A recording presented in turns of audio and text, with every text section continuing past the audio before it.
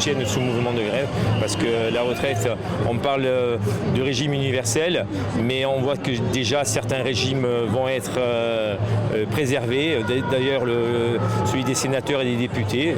Donc je pense qu'on devrait déjà légiférer sur là-dessus pour pouvoir prendre les autres régimes pour faire la parité.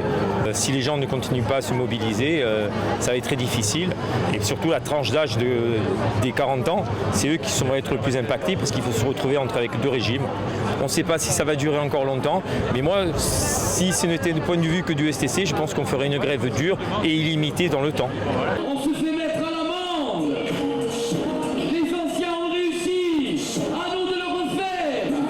Nous attendons que le gouvernement fasse preuve de responsabilité et retire ce projet. La grande majorité du pays est hostile à ce projet qui ouvre un boulevard au marché de l'assurance privée, parce qu'en fait, l'objectif est de faire capitaliser ceux qui le pourront, et d'un autre côté, c'est la baisse des pensions. Ça n'est pas normalement dans l'ADN des avocats que déjà d'être en grève et que de manifester. Mais là, c'est un projet de réforme qui est extrêmement injuste et qui aurait des conséquences terribles pour notre profession. Donc nous n'avons pas d'autre choix que de venir aujourd'hui manifester également.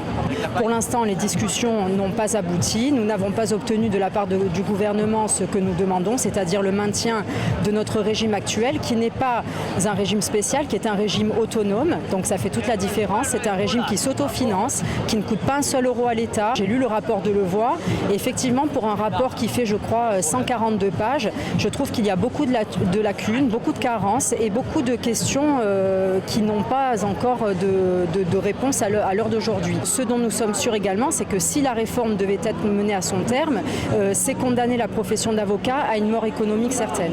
Et oui,